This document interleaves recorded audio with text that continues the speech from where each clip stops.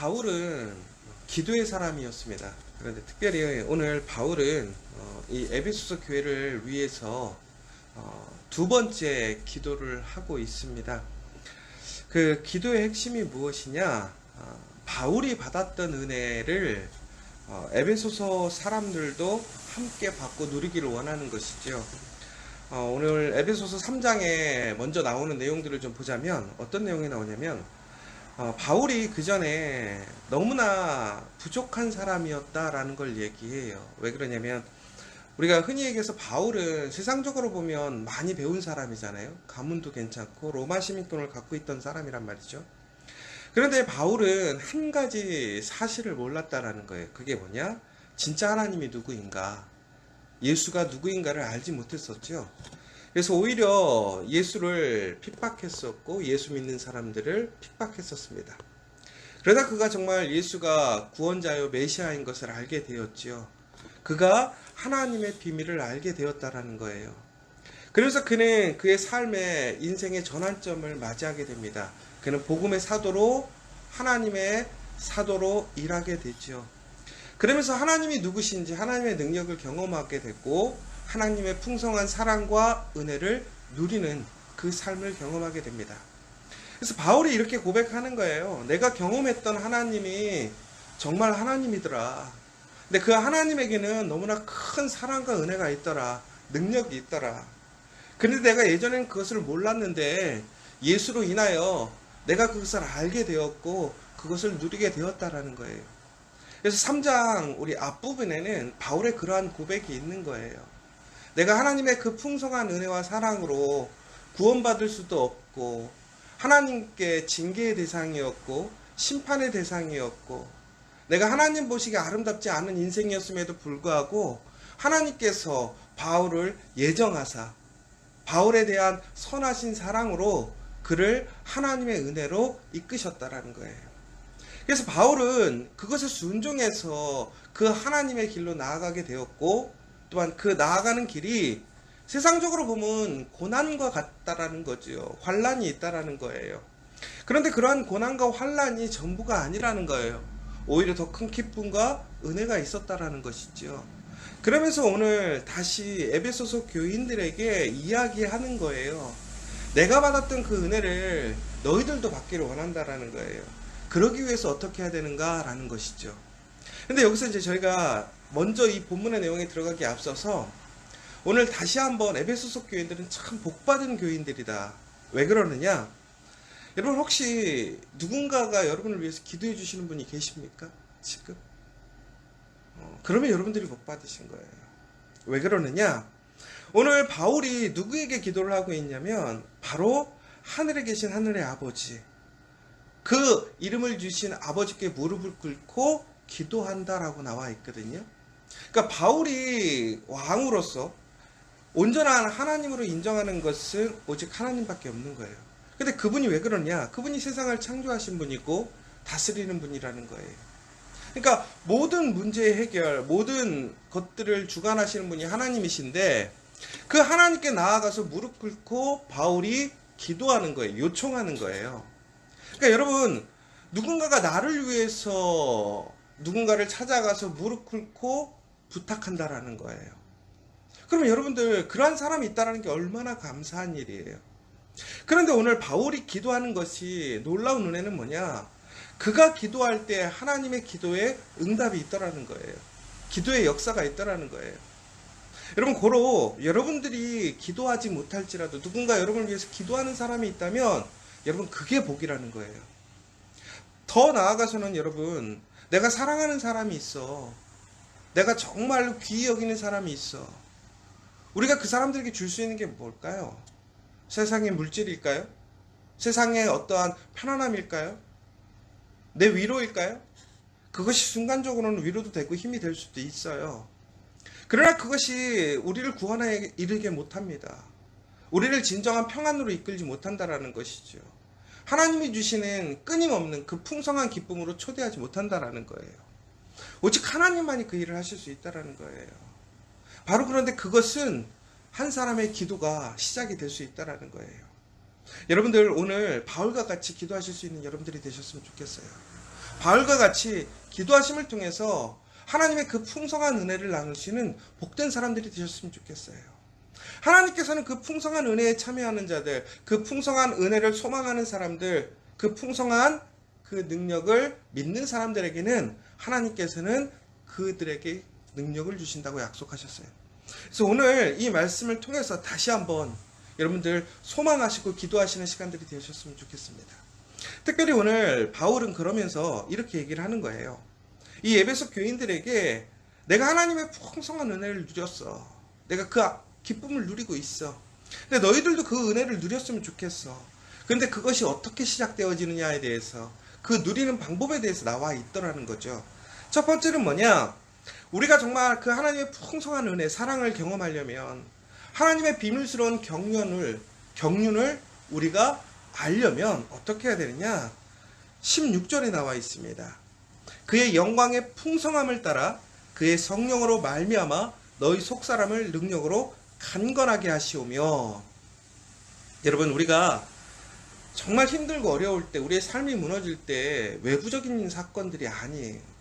전국에는 우리의 마음이 무너지면 끝나는 거예요. 여러분, 우리의 근심과 걱정이 어디서부터 옵니까? 우리의 마음에서부터 오는 거 아니에요? 누군가 나를 비방하고 비판하고 내가 소망했던 일들이 무너지고 그랬을 때에 외부적인 사건보다 내 마음의 무너짐이 크잖아요. 우리는요, 강해 보이고 정말 대단해 보여도요, 우리 쉽게 무너져요. 예전에 얼마 전에 대한항공의 이제 회장님이 돌아가셨잖아요. 뭐 그분이 뭐 좋은 일을 했느냐 안 했느냐를 떠나서, 근데 그분이요, 한 2달 사이에 갑자기 병세가 위급해져 가지고 돌아가셨어요. 그게 왜 그랬어요? 극심한 스트레스를 받았거든요. 본인의 힘으로 감당할 수 없는 스트레스를 받았거든요.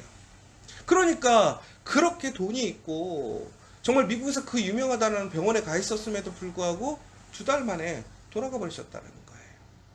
여러분, 우리가요, 우리의 마음을 강건하게 하기가 쉽지 않아요. 우리가 심령이 상하고 힘들 때요, 여러분, 세상적인 얘기를 했을 때 우울증이 걸리거나 우리가 어떤 장애가 생겼을 때에 가장 먼저 우리가 할 수 없는 게 뭔지 아세요? 식욕이 떨어진대요. 식욕이 떨어지면 어떻게 될까요? 힘이 떨어지는 거예요. 내 마음이 답답하니까 입에 뭐가 안 들어가는 거죠. 사람이 보이지 않아요. 들리지 않는단 말이에요. 그런데 그 마음을 강건하게 할 수 있는 것은 무엇이냐라는 거예요.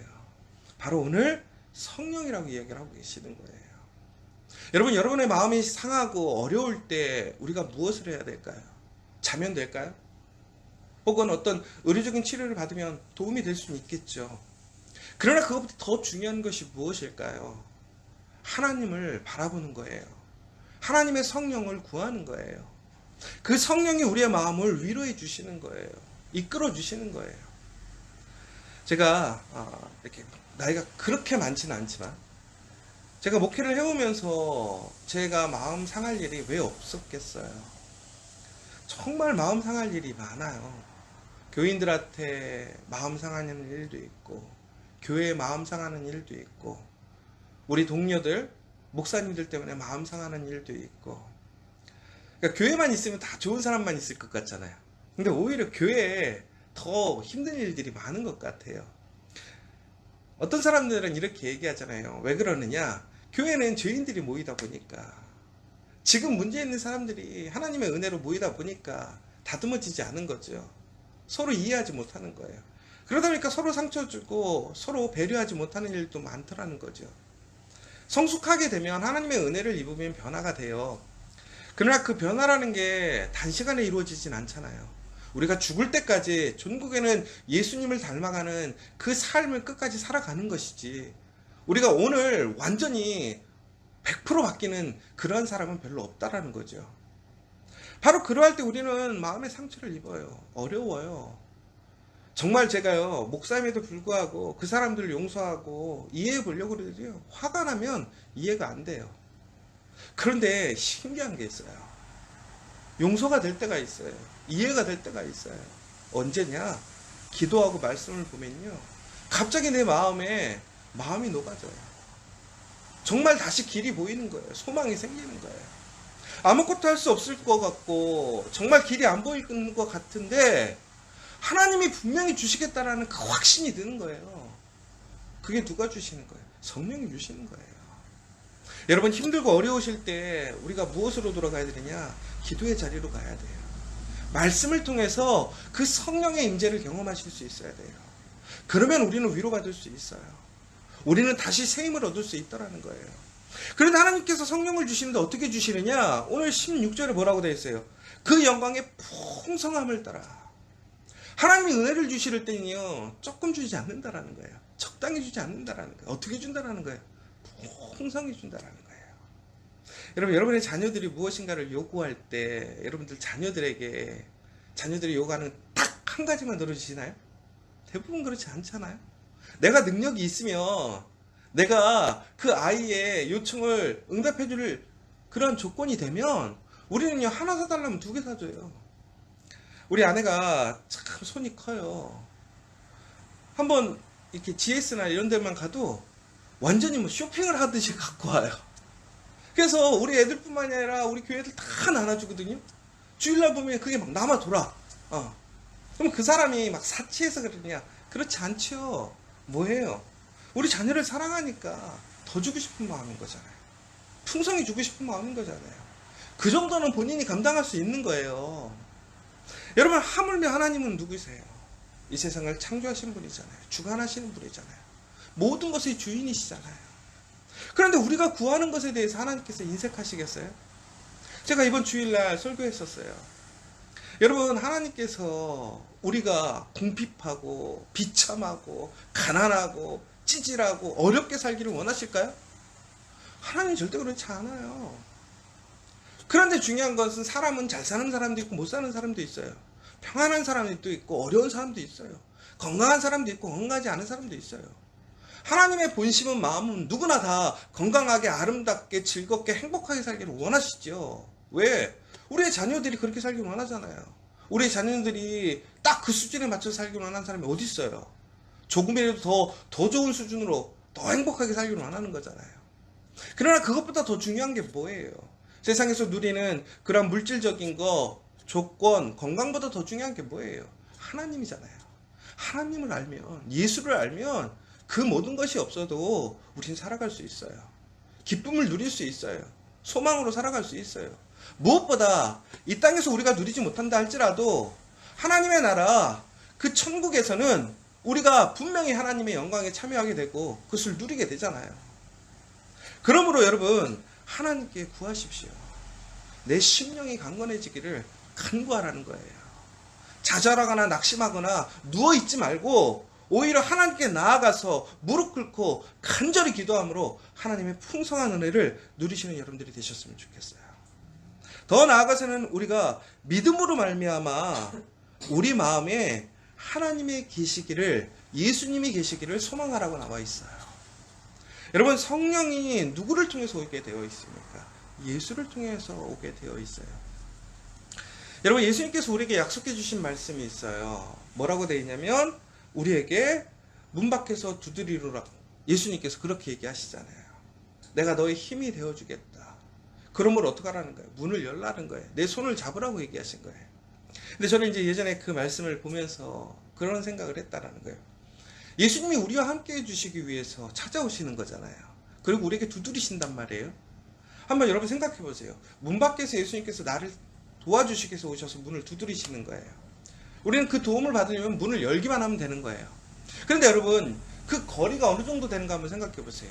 비록 우리가 문과는 거리가 어느 정도 있겠지만 예수님과 우리가 어느 정도의 사이냐면 손을 뻗으면 닿을 거리에 예수님이 계시다라는 거예요. 그러니까 이게 무슨 얘기예요?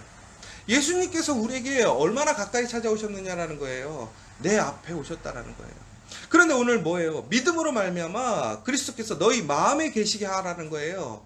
그럼 결국은 뭐예요? 나와 하나 되고 내가 예수님과 일체가 되어 있으라는 거예요.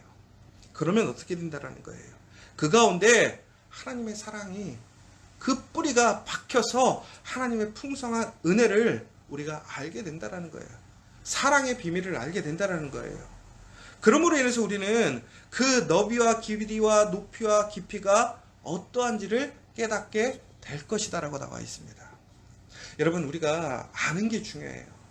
오늘 본문에서도 암에 대해서 많은 것을 이야기하고 있습니다. 여러분, 알기 위해서는 어떻게 해야 될까요? 그분과 함께 해야 되는 거예요. 그 말씀대로 나아갈 수 있어야 된다는 거예요. 그러면 하나님께서는 우리에게 우리가 구하는 것 이상으로 넘치도록 능히 주신다고 이야기하셨습니다. 여러분, 지금 필요한 것이 뭐예요?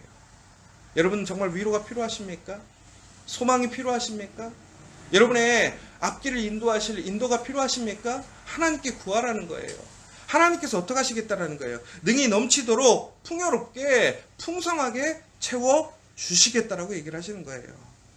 여러분, 우리가 하나님 앞에 나아가면 너무나 놀라운 은혜가 있습니다. 우리가 기대할 수 없는 은혜를 주셔요. 우리가 생각할 수 없는 은혜를 주셔요. 저희 커피와 교회가 처음에 시작되었을 때 교회의 시작은 접촉점에만 문제를 삼았어요. 어떻게 하면 사람들을 만날까? 근데 지금 저희가 하고 있는 모든 일들을 보면요, 제가 그때 생각해보지도 못했던 일들이에요. 우리가 하나님 말씀대로 나아가서 손해보고, 하나님 말씀대로 나아가서 살아가고, 철저히 하나님을 구하고 나아가면요, 내가 지금 생각해선 내 방법대로 채워지진 않지만 하나님의 그 예정하신 대로, 하나님의 놀라운 계획대로 채워주심이 너무나 놀라운 거예요. 여러분, 항상 하나님은 우리의 기대를 뛰어넘으십니다. 우리의 생각을 뛰어넘으십니다. 그 하나님이 우리를 사랑하신다라는 거예요. 그 사랑의 하나님의 그 풍성한 은혜를 누리시는 저와 여러분 되기를 간절히 소망합니다.